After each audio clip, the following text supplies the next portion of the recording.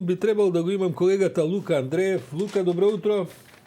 Добро утро, Драновски. Поздрав до тебе, до сите гледачи и слушатели на Утрински брифинг. Благодарам, Лука. Лука за Слободен печат ги покрива настаните во Кривичниот суд од оние долги низи на судења по повод предметите и од специјалното јавно обвинителство и други.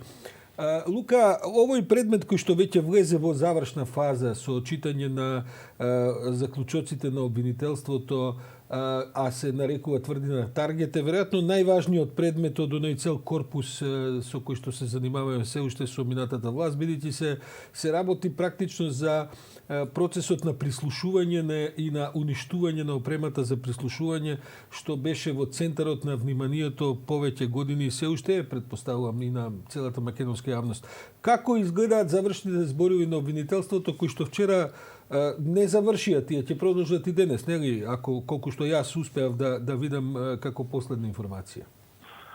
Последна информација, веројатно не си ги пратил. Не сум ги следал, не видов до вечерта, да. Да, 7:30 час трае завршните зборови на обвинителството на обвинителката Ленче Ристовски и Трече Пеливанов, а инаку да станува збор за случај за масовно прислушување на 20.000 граѓани, од кои всушност и произлегува сите случаи, нели, за кои што се терат од високи функционери од претходната власт. Самите завршни зборови, обвинителите настапија прилично уверливо, да кажем, презентира едно големо сиже од 80 на страници за се она што се случувало од 2008 до 2015 година, односно како воопшто започнал процесот на прислушување и какви се последици има, нели, по нашето општество. Морам да кажам дека на моменти навистина беа интересно. Имаше интересни моменти да се слушаат и ние како јавност, како новинари кои седевме во судницата, например како се ваделе самите разговори од УБК, нели, од свиркачите подтекне целиот случај, како тие се среќавале во град, си подавале дискови, ги носеле во джеп, биле на готов да ги скршат во секој момент доколку некој од нивните колеги во УБК нели ги фати. Проаѓаме низ центарот на градот скоро секојдневно, ги открија локациите од каде што се прислушувале, да ги наречам филијали на УБК од каде што се прислушувало. Колку такви локации се спомнеа? Па најмалку 4. Едната локација е аероклубот Карши, средното училиште Јосип Брз Тито. Таа беше веќе спомнувана и во текот на минатите години. Исто така и поранешните канцеларии на Агенцијата за иселеништво, простории кај средното музичко училиште Илија Николовски Лојо, на иста зграда парламентарка, така ја нарекуваат кај новата железничка станица.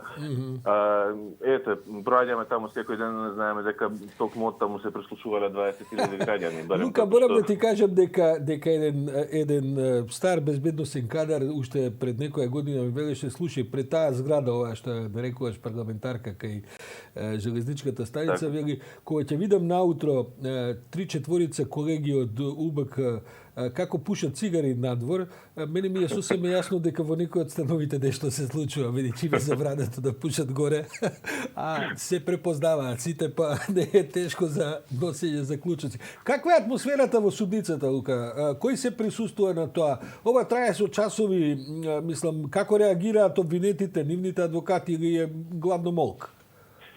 Обвинетите и нивната одбрана веројатно го очекуваа ваквиот исход. На крај обвинителството побара максимални казни, пред се за делата злоупотреба на службена на положба, покрај Саша Мијалков, тука се обвинети и Горан Груевски, кој нели е во бегство, началничка Надица Николич и уште 9 мина вработени во УБК, но тоа беше очекувано и за одбраната, која пак сака да го одолжи процесот, односно нивните завршни зборови да не бидат на 19, односно во петок кон крајот на недалава. Се споменуваат некакви игри, не знам, за можеби застарување на дело, но тоа судот најверојатно нема да го дозволи и тама работа сега во завршни зборови. Да, во петок да се одржат завршните зборови. Од она што можеше да се види во судницата, прилично голем број на докази и сведоштва, што е најважно од самата УБК имаат обвинителите. Се презентира на моменти голем број нешта од вештачење. Како дошол до самиот повик, кои се логовите, каков е маркерот, телекомуникацијски мрежи, што за јавноста па и за нас новинарите не е нели многу познато, нити пак во детали, но сето тоа укажува на фактот на она што го темели обвинителството и самото обвинение, иако додадоа сепак дека биле многу пати обструирани во самата истрага, односно тогашните институции не им излегувале нели во пресред, за да ги прибават сите докази, па нели се сеќаваме и на фамозно отвори на поранешната шефица на СЈ КТЦ.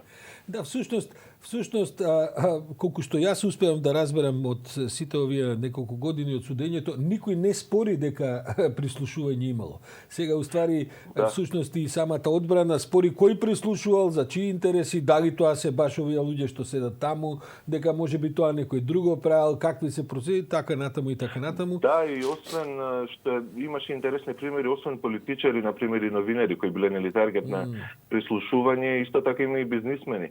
Па сега видите имало јавна набавка на државна институција, која што бизнисменот кој што сакал да учествува на тендерот понудил одредена сума, но сумата не е ли била прислушувана, се слушало се тоа по телефон, така што друга фирма понудила 1000 денари помалку, а знаеме дека критериумот кај нас е најевтина цена, барем на јавните набавки.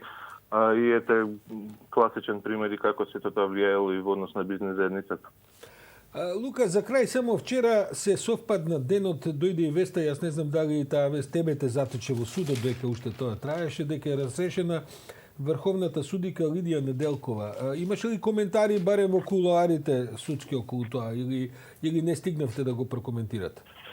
Не стигнавме да го прокоментираме, но со оглед на фактот што таа им поднесе кривична пријава на членовите на судскиот совет, може би не беше до толку неочекувана ваквата одлука, иако сепак се навратија на неа, но обвинителството пак воедно ја отфрли кривичната пријава на судиката Лидија Неделкова. Таа е сега веќе разрешена, сепак трајавни процес на жалба до Врховниот суд за да биде одлуката правосилна, ќе видиме што понатаму.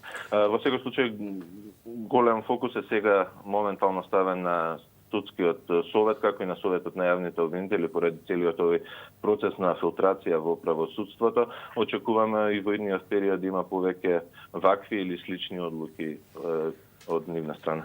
Лука Андреев, нашиот колега од Слободен печат, кој што е задолжен за покривање на оваа густа една агенда во судовите македонски, што реформи, што судења, тужби, жалби, молби и целите овие процеси од заробената некогашна држава.